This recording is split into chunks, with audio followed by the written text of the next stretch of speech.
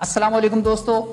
दो चूहों को अलग अलग डब्बों में रखा गया और इनमें से एक डब्बे के गिर्द हल्की करंट वाली बिजली की तारें लगाई गई, जबकि दूसरे चूहे को जिस डब्बे में बंद किया था उसके गिर्द कोई ऐसी तार नहीं थी। चूहों की आदत होती है कि वो इधर उधर मुंह मारकर वहां से निकलने की कोशिश करते हैं। पहले डब्बे में बंद चूहा जब भी डब्बे की दीवारों के करीब जाता उसे करंट लगता और वो वापस बीच में आकर बैठ रहता, जबकि दूसरे चूहे ने जब बाहर निकलने की कोशिश की तो कुछ ही कोशिश में वो डब्बे से बाहर निकलने में कामयाब हो गया। अगले मरहले पर इन दोनों चूहों को दो और डब्बों में रखा गया, लेकिन इस मर्तबा दोनों डब्बों में से किसी डब्बे के गिर्द बिजली की तार नहीं थी। मुशाहिदा ये किया गया कि पहले मरहले में जो चूहा पहले डब्बे में था, यानी बिजली की तार वाले डब्बे में, उसने दूसरे मरहले पर अपने डब्बे से निकलने की कोई कोशिश नहीं की, जबकि दूसरा चूहा पहले मरहले की तरह बाहर निकलने की कोशिश करता रहा और कुछ देर में अपने डब्बे से बाहर निकल आया। नतीजा, पहले चूहे ने अपने पहले तजर्बे से जो शय सीखी वो नफ्सियात में लर्न्ड हेल्पलेसनेस कहलाती है। क्या मतलब? आइए इसे समझने के लिए मजीद बात करते हैं। हम सब अपनी जिंदगी के तजुर्बात यानी माजी के वो वाकयात जिनसे हम हो गुजरे हैं, कोई ना कोई सबक लेते और कुछ सीखते हैं। जिस चूहे ने पहले मरहले पर डब्बे से बाहर निकलने की कोशिश की लेकिन करंट लगने की वजह से वो डब्बे से निकलने में कामयाब ना हो सका, उसने ये बेकसी या हेल्पलेसनेस सीखी कि मैं इस डब्बे से नहीं निकल सकता।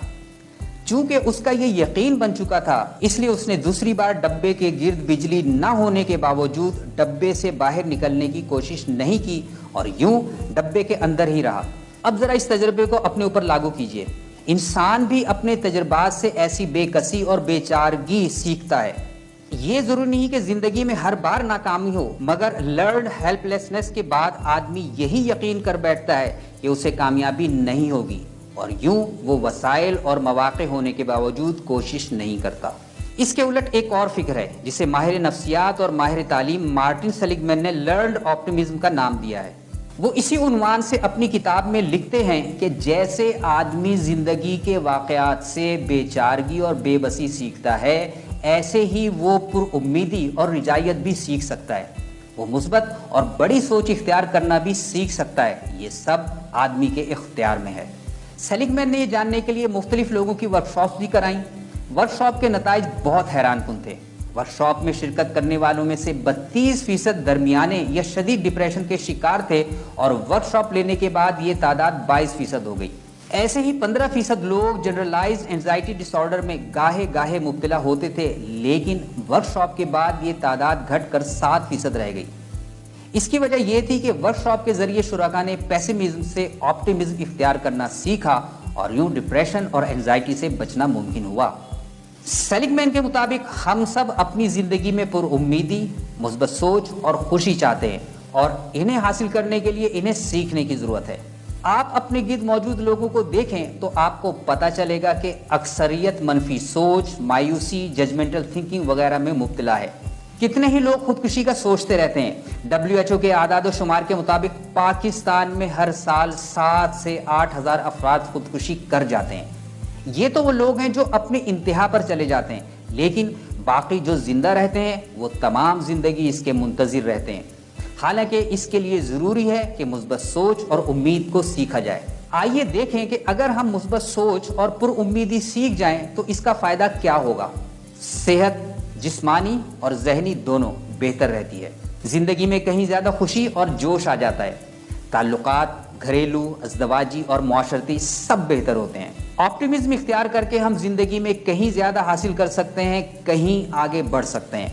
लेकिन खाली खोली ऑप्टिमिज्म ही काफी नहीं है भैया।